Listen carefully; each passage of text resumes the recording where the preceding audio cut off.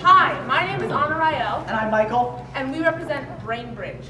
Our motivation behind this project is the fact that lots of students in classroom settings feel really discouraged to ask questions and embarrassed. Also, the amount of stress that's been recently placed on teachers is incredible. We are BrainBridge. BrainBridge is an online interactive education web source. This is where students and teachers can go to connect to each other and bring the education system into the 21st century. We are students. We know what it's like to be in the middle of all of this chaos that's going on right now. We've made this for students and for teachers. For students, this allows students to go online and ask a question and possibly have it answered by a teacher or by their other classmates. This is great for teachers too because it allows teachers to track progress within the class and also to let them see what topics students still need help on. This is something that I know hundreds of students, or not thousands of teachers really struggle with. We've created a community. But in order to build a community, you first need members. And honestly, our approach focuses mainly on private and charter schools in the beginning, specifically high schools. But that also leaves a lot of room for expansion to both public schools, universities, and even businesses further down the line. And really how to generate interest for this is for the first several schools interested in this, we would do a limited trial so they can not only experience our product, but see its perks against everything else.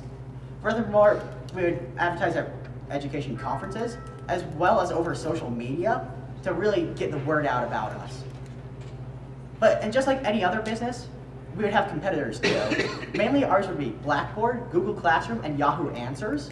But where we separate ourselves is that Blackboard is primarily used by universities, and is almost universally despised by the people who use it. So honestly, we don't have any intention on that. Google Classroom is really focusing more on teachers to students and not so much the interaction between the entire education community. And Yahoo Answers, it's not really reasonable, it's not accurate, let's be honest now. And that's why when we surveyed students, about 90% of them said they'd be interested in something like this. And because we provide a simple online classroom without a heavy money commitment.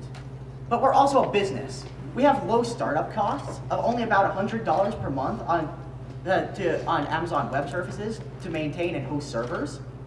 And this also leaves plenty of room for expansion because we have an interesting business model where it'd be based on users at the school. So say you've got a really low school of like 10 teachers, you'd have about $1.50 per student. But the proof is really in the product.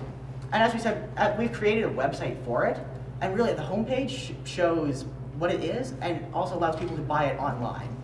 And once your institution buys it, you can simply log in and with the username that your institution has given you and your password.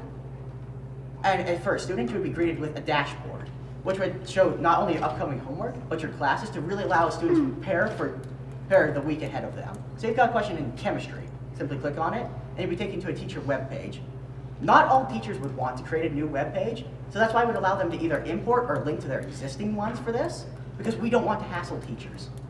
And you can see the announcements when your tests are, really be prepared. And it says that you've got a question for either the teacher or your students. Simply go to our message boards, and you can either search your question to see if it's already been asked, because what we have is a dynamic system which builds on existing questions, so they're all archived for people to access at any time. But say you've got a question in chemistry called, why do they call water H2O? And how you see is that it's built on responses in the community. So you've got a question, all you have to do is get ranked up by 5 people, which really leads to an interesting merit system. Because we want to encourage community involvement.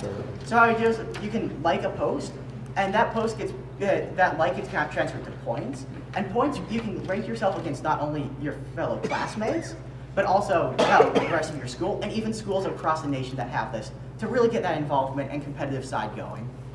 That is our product.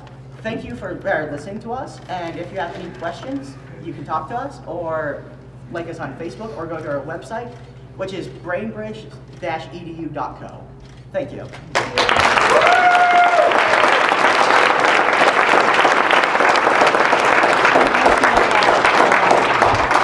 All right, we're ready for judges' questions. Russ? If I missed it, I apologize. What are your competitors right now? Our competitors are Blackboard, Google Classroom, and Yahoo Answers. Thank you. Also Edmodo, but Thank you. Yes. Did you think through development costs at all? Well, It looks honestly, like you've got a pretty good yeah. platform The working. nice side is, other than hosting and worrying about data, we really don't have many development costs at all. Do you use WordPress? I'm going to have to direct that to my our local tech man. No, we do not use WordPress. What's it written in? I wrote it using HTML, CSS, JavaScript built on Node.js. Good for you. Did you do that this weekend? yeah. Yes.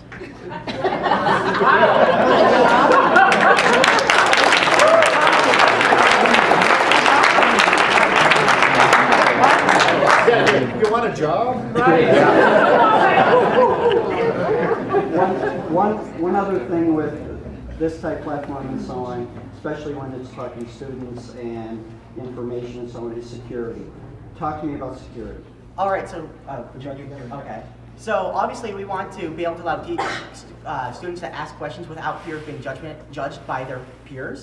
So that's why questions would be able to ask anonymously. However, answers would have to be given with names because really a lot of bad internet behavior comes from anonymity. So as long as we know who you are, that would really make it more secure. Do you have any more questions? How do you take it to market? How are you going to get people to buy it? Well, as they said, obviously we'd be doing free trials so schools could know. But it's our belief that products can be really marketed by word of mouth if your product is good enough. So that's why we're trying to get the word out and show people so we can demonstrate that we are a good product and fit for everyone. And just to be clear, so your business model is that the schools are actually paying the cost per user? Yes. Or a school district. Or the district, Yeah. okay. I am a college professor, and we dropped Blackboard about a year ago. Universally, you're right.